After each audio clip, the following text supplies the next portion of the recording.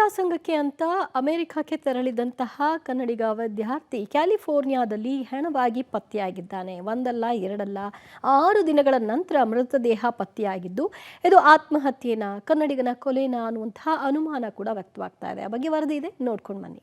ಓದಲು ಅಮೆರಿಕಾಗೆ ಹೋಗಿದ್ದವ ಹೆಣವಾದ. ಕ್ಯಾಲಿಫೋರ್ನಿಯಾದಲ್ಲಿ ಕನ್ನಡಿಗ ವಿದ್ಯಾರ್ಥಿ ಶವವಾಗಿ ಪತ್ತೆ. ನಾಪತ್ತೆಯಾದ 6 ದಿನಗಳ ಬಳಿಕ ಶವವಾಗಿ ಪತ್ತೆ. ಸಾಕೇತ್ ಕುಟುಂಬಸ್ಥರಿಂದ ತುರ್ತು ವೀಸಾಗೆ ಅರ್ಜಿ.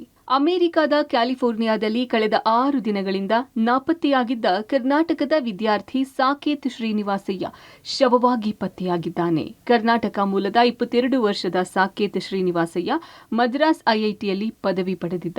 ಬರ್ಕ್ಲಿಯ ಕ್ಯಾಲಿಫೋರ್ನಿಯಾ ವಿಶ್ವವಿದ್ಯಾಲಯದಲ್ಲಿ ರಾಸಾಯನಿಕ ಮತ್ತು ಜೈವಿಕ ಆಣ್ವಿಕ ಇಂಜಿನಿಯರಿಂಗ್ ವಿಭಾಗದಲ್ಲಿ ಸ್ನಾತಕೋತ್ತರ ವಿದ್ಯಾರ್ಥಿಯಾಗಿದ್ದ. ಆದರೆ ಕಳೆದ ಸೋಮವಾರದಿಂದ ಸಾಕೇತ್ ನಾಪತ್ತೆಯಾಗಿದ್ದ.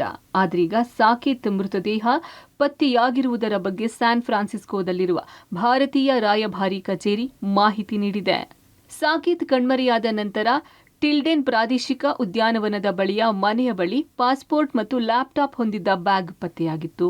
ಲೇಕ್ ಅಂಜಾ, ಬರ್ಕ್ಲಿ ಹಿಲ್ಸ್ ಮತ್ತು ಸುತ್ತಮುತ್ತಲಿನ ಪ್ರದೇಶಗಳಲ್ಲಿ ಬೃಹತ್ ಶೋಧ ಕಾರ್ಯಾಚರಣೆಯನ್ನು ಪೊಲೀಸರು ನಡೆಸಿದ್ದರು. ಇದೀಗ ಸಾಕೇತ್ ಅವರ ಮೃತದೇಹವನ್ನು ಪೊಲೀಸರು ವಶಪಡಿಸಿಕೊಂಡಿರುವುದಾಗಿ ರಾಯಭಾರಿ ಕಚೇರಿ ದೃಢಪಡಿಸಿದೆ. ಇನ್ನು ಸಾಕೇತ್ ಕುಟುಂಬಸ್ಥರು ತುರ್ತು ವೀಸಾಗೆ ಅಪ್ಲೈ ಮಾಡಿದ್ದಾರೆ. ಕ್ಯಾಲಿಫೋರ್ನಿಯಾಗೆ ತೆರಳಿ ಮಗನ ಗುರುತು ಪತ್ತೆ ಹಚ್ಚಲಿದ್ದಾರೆ. ನಾಗರಬಾವಿಯಲ್ಲಿ ಸಾಕೇತ್ ನಿವಾಸ ಇದ್ದು, ಸಾಕೇತ್ ತಂದೆ ತಾಯಿ ಇಬ್ಬರು ಸರ್ಕಾರಿ ನೌಕರರು. ಮಗನ ಸಾವಿನ ಸುದ್ದಿ ಕೇಳಿ ಶಾಕ್ಗೆ ಒಳಗಾಗಿರುವ ಕುಟುಂಬಸ್ಥರು ಖುದ್ದಾಗಿ ಹೋಗಿ ಮಗನ ಗುರುತು ಪತ್ತೆ ಹಚ್ಚುವವರೆಗೂ ನಾವು ಮಗನ ಸಾವನ್ನು ನಂಬಲ್ಲ ಅಂತಿದ್ದಾರೆ. ಇನ್ನು ಕೆನಡಾದ ಟೊರೊಂಟೊದಲ್ಲಿ ನೆಲಮಂಗಲ ಮೂಲದ ಚಂದನ್ ಕುಮಾರ್ನನ್ನ ಗುಂಡಿಕ್ಕಿ ಕೊಲ್ಲಲಾಗಿತ್ತು. ಸಂಪೂರ್ಣವಾಗಿ ದಾಖಲೆ ಪರಿಶೀಲನೆ ನಡೆಸಿ ಚಂದನ್ ಮೃತದೇಹವನ್ನು ಏರ್ಲಿಫ್ಟ್ ಮೂಲಕ ತಾಯ್ನಾಡಿನತ್ತ ರವಾನಿಸಲಾಗುತ್ತಿದೆ.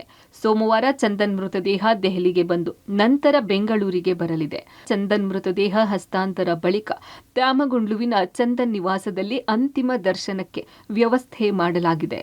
ಒಟ್ಟಿನಲ್ಲಿ ಕನ್ನಡಿಗರು ವ್ಯಾಸಂಗ ಮತ್ತು ಉದ್ಯೋಗಕ್ಕೆ ಪರದೇಶಕ್ಕೆ ಹೋಗಿ ಹೆಣವಾಗಿ ತವರೂರಿಗೆ ಮರಳುತ್ತಿರುವುದು ದುರಂತವೇ ಸರಿ. News desk, public TV.